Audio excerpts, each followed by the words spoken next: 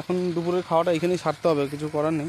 প্রচুর পরিমাণে জিওল মাছের অস্তিত্ব আছে, বোঝাই যাচ্ছে যেভাবে জল নড়ছে।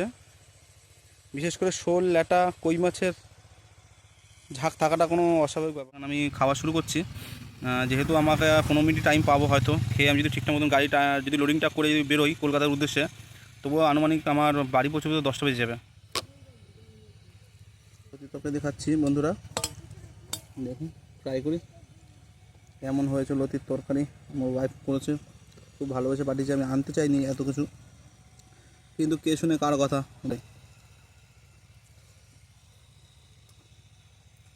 মাই গড, অ্যামেজিং। লতি এমনি চিংড়ি থেকে আমার খুব ফেভারিট, আর আজকে এরকম একটা পরিবেশে মনে হচ্ছে স্বাদটা ডবল হয়ে গেছে।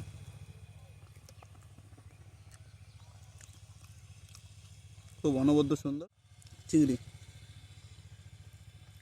খুব টেস্টি।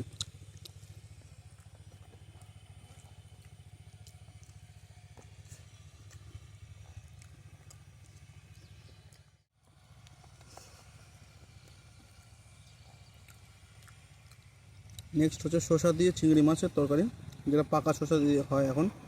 এখন একটু গরম পড়েছে, এই শসা তরকারিটা শরীরের পক্ষে খুবই উপকারী। আমাদের মতন গাড়ি ড্রাইভারদের জন্য খুব ভালো, শরীর ঠান্ডা থাকে, হজমটা ভালো হয়।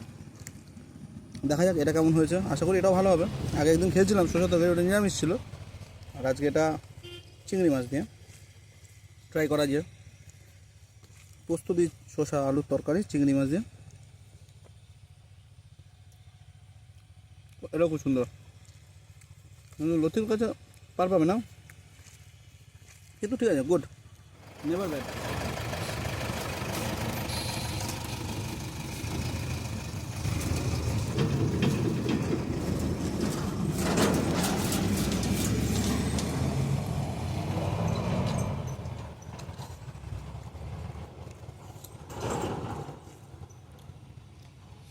বন্ধুরা এখন লোড করে আবার যাব, আবার একটা ভিডিওতে তোমাদের দেখাবো। একটা ভিডিওতে সম্পূর্ণ পার্ট দেখানো সম্ভব নয়। তো যদি আমার চ্যানেলটি এখনও কেউ সাবস্ক্রাইব করোনি যারা ইউটিউবে, ইওর দাস দা চ্যানেলটি অবশ্যই সাবস্ক্রাইব করে দিও।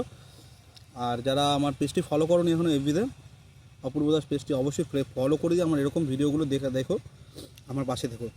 ভালোবাসা, তোমাদের এই স্নেহ না থাকলে আমি ভিডিও করার এতটা আমার সাধ্য হতো না। আর নতুন নতুন ভিডিও যে আমি আপলোড করি একটা উৎসাহ নিয়ে, সেই উৎসাহটা শুধু তোমাদের জন্যই। তাই তোমরা আমার পাশে থেকো, আমাকে সাপোর্ট করো, যাতে আমি আরও এগিয়ে যেতে পারি, আমি আবার নতুন নতুন ভিডিও যাতে দিতে পারি।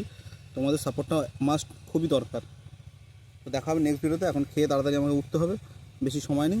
দেখা হবে নেক্সট ভিডিওতে, বাই।